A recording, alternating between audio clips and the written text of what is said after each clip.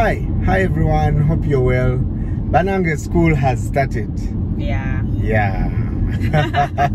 And as you know, the CRADLE Academy is open. Na ya bana tetubalaba sibateki. Ngate chintu tuchikwasaganya, chintu chakwateyo. Chintu chiri serious, eh? So muleta abana banight, so mesa abana bamwe. Anytime now. Yeah? Anytime. But Manuela Mulondo. Yeah. While I am a major stakeholder in the CRADLE Academy, let's talk about this thing called school fees. What makes people charge school fees like that? Why is a kindergarten child paying 1 million plus 2 million? So what about charging on a 2.5? I was like, no, you guys, no. 2.5 million? I never paid all that money up to the time I finished university. I know, Brian, and I hear you, but here is the thing. I feel like we're the one sector that is asked to explain ourselves. Many of you, when we come to your businesses, you tell us that address is 300,000.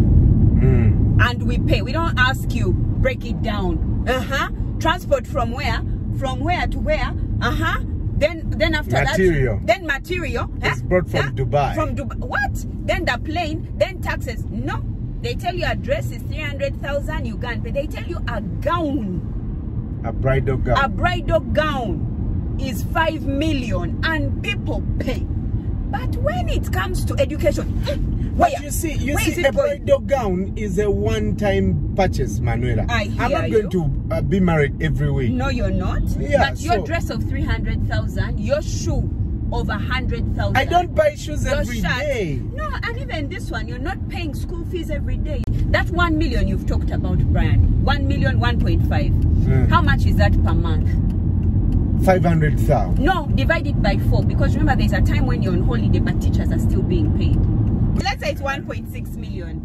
Okay, so that's 400,000. Divide by 4, that's 400,000 per what? Per month. Yeah, okay? Per month. Yeah. How many teachers are teaching your child? I don't know, maybe there are 2 3, children. Maybe. There are 2 teachers. Yeah, there are 2 teachers teaching your child. How much are they being paid? Maybe. Because remember, in your class, you want only how many people in there? Like 10. Yeah, you want only 10 children inside it's our too class. Crowded. Right? It's too crowded. Choka, you went to school in a school of 100 people. Okay. That's where I went. Thank you very much. On top of that, you're asking the school for food. Remember that these people are business owners. No one goes into a business to make losses.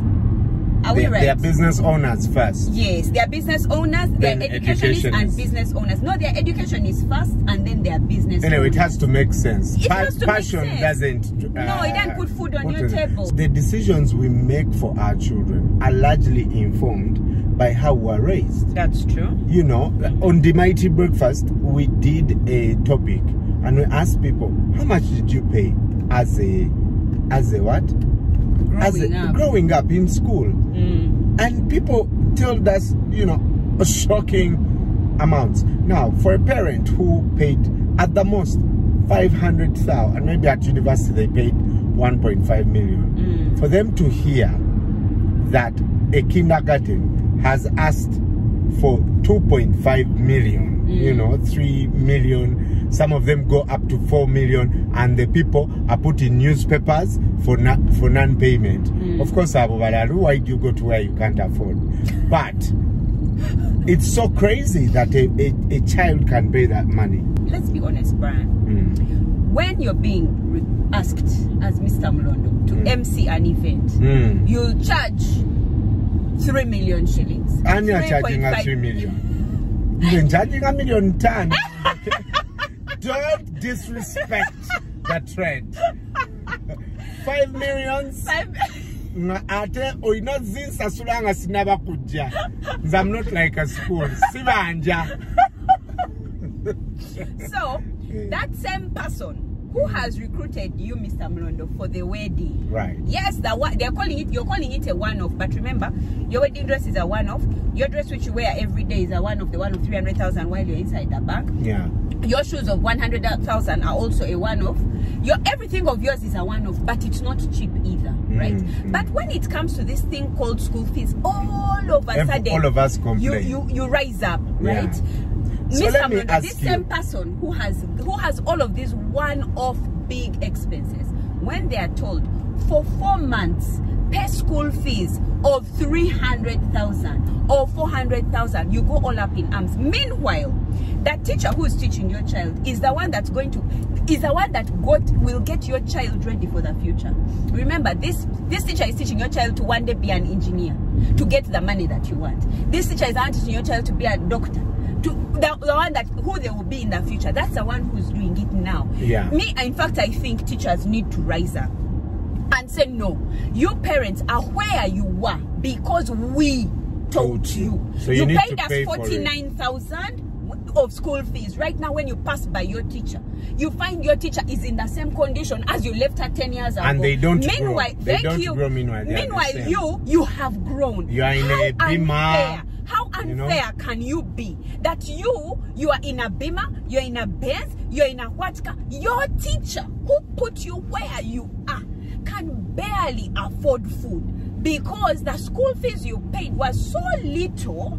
You can understand that they cannot make a life. Meanwhile, you want to pay the school fees that you paid long time ago. No photographer right now is the same price as they were 10 years ago, Mr. No. No decorator right now is the same price as they were when we were doing weddings those years ago. So when people say, me, I used to pay school fees of those days long ago, why would you think that all sectors should move ahead and education should stay the same? Meanwhile, we are moving to the future.